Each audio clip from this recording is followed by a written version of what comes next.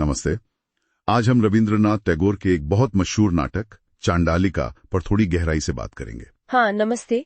ये नाटक वैसे तो एक पुरानी बौद्ध कथा पर आधारित है, पर टैगोर ने इसे जैसे एक बिल्कुल अलग ही रूप दिया है। बिल्कुल, इसमें इंसानी जज्बात, समाज के मुद्दे और रूहानी कश्मकश सब कुछ है। सही कहा।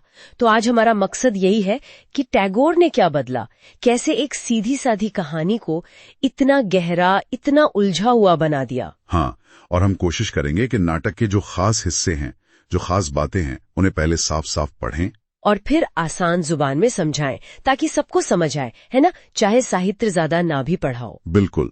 तो चलिए शुरू करते हैं। सबसे पहले ये देखते हैं कि जो असल कहानी थी और जो टैगोर का नाटक है उसमें मोटा मोटा फर्क क्या है। पहला पॉइंट पढ़ता हूं। मूल किंवदंती बुद्ध की असाधारण शक्तियों पर केंद्रित है, जो उनके शिष्य आनंद को एक चांडाल लड़की की शारीरिक इच्छा से बचाती हैं।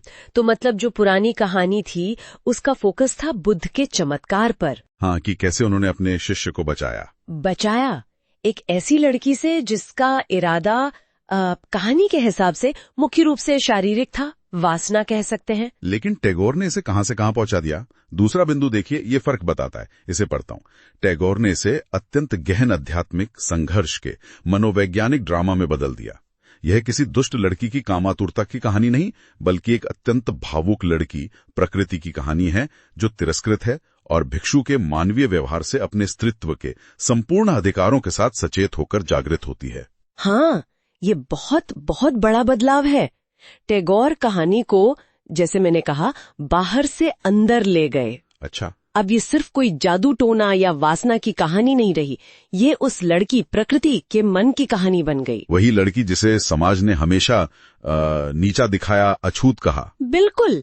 और फिर एक दिन एक भिक्षु आता है आनंद, और उससे इंसान की तरह बर्ताव करता है, पानी मांगता है। बस वहीं से सब बदल जाता है। हाँ, उसके अंदर पहली बार अपनी एक कीमत, अपना एक वजूद महसूस होता है, और फिर भावनाओं का जैसे तूफान आ जाता है। सम्मान, फिर प्रेम, और फिर कुछ और भी। ये जो सम्मान मिला उसे, ये उसके लिए एक नए जन्म जैसा था, है ना? बिल्कुल। सोचिए, जिसे हमेशा नकारा गया हो, उसके लिए कितना बड़ा, कितना गहरा अनुभव होगा। अगला बिंदु इसी एहसास पर है। आप पढ़ेंगे? हाँ, पढ़ता हूँ। भिक्षु आनंद का प्रकृति के हाथ से पानी लेना और उसे उपदेश देना। जैसे मैं एक मनुष्य हूं, उसी तरह तुम भी हो। स्वयं को अपमानित मत करो, यह पाप है, आत्महत्या से भी ज्यादा घृणित। देखिए ये शब्द, जिस समाज ने उसे सिर्फ तिरस्कार दिया, उसी समाज का एक आदरणीय व्यक्ति उससे पानी मांग रहा है और कह रहा है, तुम भी इंसान हो, खुद को कम मत समझो। हाँ, खुद को गिरा हुआ मत समझो। ये उसके लिए सिर्फ शब्द नहीं थे, ये तो जैसे उसकी सोई हुई आत्मा को जगा दिया। और इसी अनुभव ने उसे पूरी तरह बदल दिया।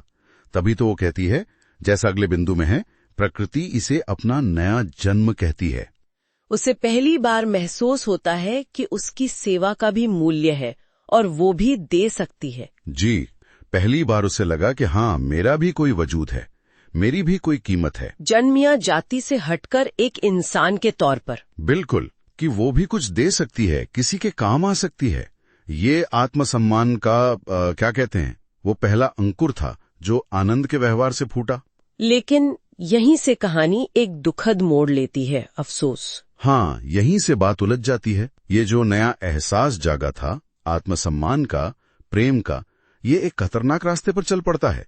अगला बिंदु है, प्रकृति का प्रेम और समर्पण आनंद को पाने की पागलपन की हद तक इच्छा में बदल जाता है। उसका समर्पण इतना अधिक प्रेम में डूब गया कि वो पहले अधिकार में लिए बिना समर्पण नहीं कर सकती। देखिए, यहाँ प्रेम जो है वो धीरे धीरे एक जिद बन गया। आनंद के लिए जो सम्मान और प्रेम था, वो उसे हासिल करने की इच्छा में बदल गया। मतलब वो उस पर अपना हक जताना चाहती थी। हाँ, उसे पाना, उस पर कब्जा करना।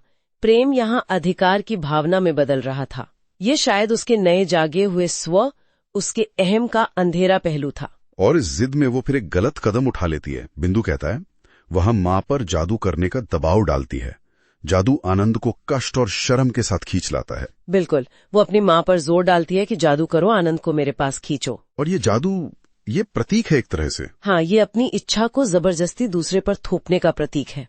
लेकिन जब प्रकृति देखती है कि उसका ये तथाकथित प्रेम आनंद को सुख नहीं बल्कि भयानक कष्ट और शर्मिंदगी दे रहा है, तब उसे अपनी भूल का, अपनी जिद का भयानक रूप नजर आता है। वो मंजर उसे एकदम हिला के रख देता है। और इसका अंत तो बहुत ही दुखद होता है। अंत में माँ जादू वापस लेती है और उसकी मृत्यु हो जाती है। प्रकृति पश्चाताप से भर जाती है। जी, ये नाटक की असल त्रासदी है। अपनी इच्छा पूरी करने की कोशिश में प्रकृति ने न सिर्फ उस व्यक्ति को गहरी पीड़ा पहुंचाई जिसने उसे पहली बार इंसान समझा था, बल्कि अपनी माँ को भी खो दिया। हाँ, अंत में उसके हाथ सिर्फ पछतावा आता है, गहरा पछतावा। इस पूरी दर्दनाक कहानी से टैगोर हमें कुछ बहुत जरूरी सबक सिखाते हैं। पहला सबक, नाटक दिखाता है कि सच्चा प्रेम अधिकार का दावा नहीं करता, बल्कि वो तो स्वतंत्रता प्रदान करता है। ये बहुत गहरी बात है। सच्चा प्रेम किसी को बांधता नहीं है, वो तो आजाद करता है।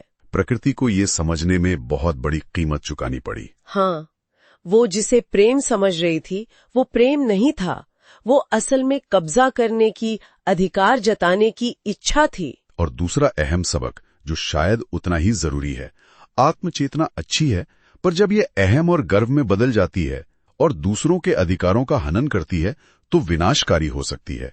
बुद्धिमानी अक्सर कष्टों के द्वारा ही आती है। बिल्कुल, खुद को जानना, अपना महत्व समझना जरूरी है, ये अच्छी बात है। लेकिन अगर ये एहसास घमंड बन जाए और हम दूसरों की आजादी छीनने लगे, हाँ, या दूसरों की इच्छाओं को कुचलने लगे, तो ये तबाही ला सकता है।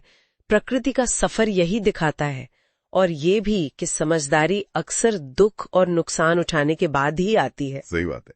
तो ये थी टैगोर की चांडा लिखा की एक कह सकते हैं पड़ताल, कैसे एक पुरानी कथा को मानवीय जज्बातों, समाज की चुभन और आत्मखोज की एक जटिल दुख भरी कहानी में बदल दिया गया। हाँ, और प्रकृति का जो किरदार है वो दिखाता है कि सम्मान और पहचान की प्यास कितनी स्वाभाविक होती है, कितनी गहरी होती है। लेकिन साथ ही एक चेतावनी भी है। बिल्कुल, कि अगर ये प्यास काबू से बाहर हो जाए, अहंकार बन जाए, हक जताने की जिद बन जाए, तो नतीजे कितने भयानक हो सकते हैं। ये आत्मसम्मान और उसके संतुलन का एक बहुत बड़ा पाठ है। नाटक का अंत दुखद जरूर है, पर शायद प्रकृति के उस गहरे पछतावे में एक शुद्धि की, एक उम्मीद की किरण भी दिखती है। हो सकता है ये हमें सोचने पर मजबूर करता है कि प्रेम, आजादी और आत्मसम्मान का असली मतलब क्या है। बिल्कुल, और यही हम शायद श्रोताओं के लिए एक सवाल छोड़ सकते हैं। हाँ, जरूर। आज के दौर में जब पहचान और अपने महत्व को लेकर इतना संघर्ष है चारों तरफ, क्या रिश्तों में वो अधिकार जताने की प्रवृत्ति जो हमने प्रकृति में देखी, क्या वो आज भी उतनी ही प्रबल है? और अगर है तो इसके क्या मायने हो सकते हैं हमारे जीवन में, हमारे रिश्तों में, इस पर जरूर सोचिएगा।